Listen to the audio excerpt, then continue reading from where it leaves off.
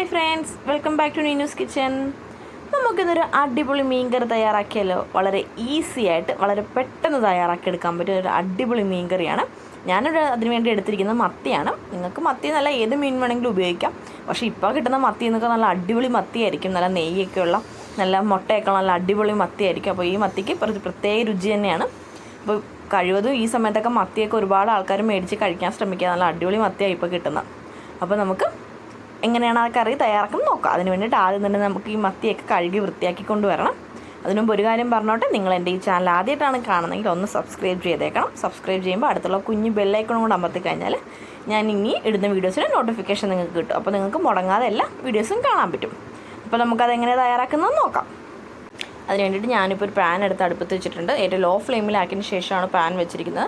പാനിനൊരു ചെറിയ ചൂടേ ഉണ്ടാകുമ്പോൾ ഒരുപാട് ചൂടുണ്ടെങ്കിൽ നമ്മുടെ പൊടികളൊക്കെ കരിഞ്ഞു പോകും. അതിലേക്ക് ഒരു 4 ടേബിൾ സ്പൂൺ മുളക് പൊടിയും 2 ടേബിൾ സ്പൂൺ മല്ലിപ്പൊടിയും 1 ടേബിൾ സ്പൂൺ കുരുമുളക് പൊടിയും 1/4 ടേബിൾ സ്പൂൺ ഉലുവപ്പൊടിയാണ് ചേർത്തിരിക്കുന്നത്.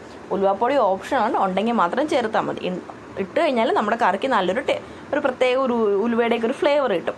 എന്നിട്ട് നമുക്ക് നന്നായിട്ടൊന്ന് ഒന്ന് വഴറ്റി കൊടുക്കണം. എന്നിട്ടൊരു 2 സെക്കൻഡ് വഴറ്റിക്കതിന് ശേഷം നമുക്ക് ഇതിൻ്റെ തീ ഓഫ് ചെയ്യുക. അതാകുമ്പോൾ ആ ചൂടിൽ ഇത് തന്നെ നന്നായിട്ടൊന്ന് മൊരിഞ്ഞ് വന്നോളും. നമ്മുടെ പൊടികളൊക്കെ കരിഞ്ഞു പോകാതെ പ്രത്യേകം ശ്രമിക്കണം. നമുക്കിനി അത് വേറൊരു പാത്രത്തിലേക്ക് മാറ്റിയതിന് ശേഷം കുറേശ്ശെ വെള്ളം ഒഴിച്ചിട്ട് നന്നായിട്ടൊന്ന് ഒരു കുഴമ്പ് പരുവത്തിൽ നമുക്കൊന്ന് മിക്സ് ചെയ്തെടുക്കാം. നിങ്ങൾക്ക് വേണമെന്നുണ്ടെങ്കിൽ ആ പൊടി ഇച്ചിരി വെള്ളം ഒഴിച്ച് മിക്സിയിലിട്ട് അരച്ചു കൊടുക്കാം. അങ്ങനെ വേണമെങ്കിൽ നമുക്ക് ചേർക്കാം.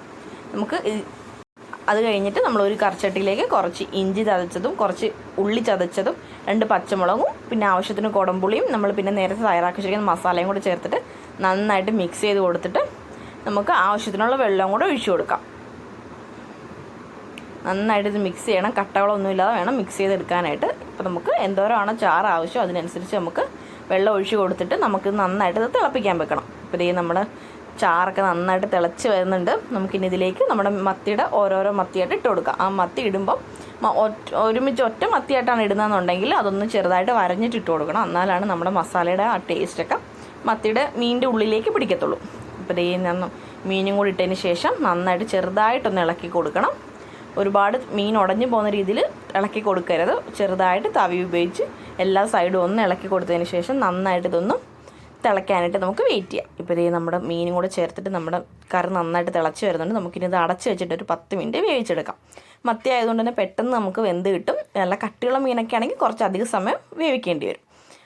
ഒരു 10 മിനിറ്റ് തിളച്ചതിന് ശേഷം നമുക്ക് അതിൻ്റെ മുകളിലേക്ക് കുറച്ച് പച്ചവെളിച്ചെണ്ണയും കൂടെ ഒഴിച്ചു കൊടുക്കാം. പച്ചവെളിച്ചെണ്ണ ഒഴിച്ച് കഴിഞ്ഞതിന് ശേഷം ഏറ്റവും ലോ ഫ്ലെയിമിലേക്ക് മാറ്റണം.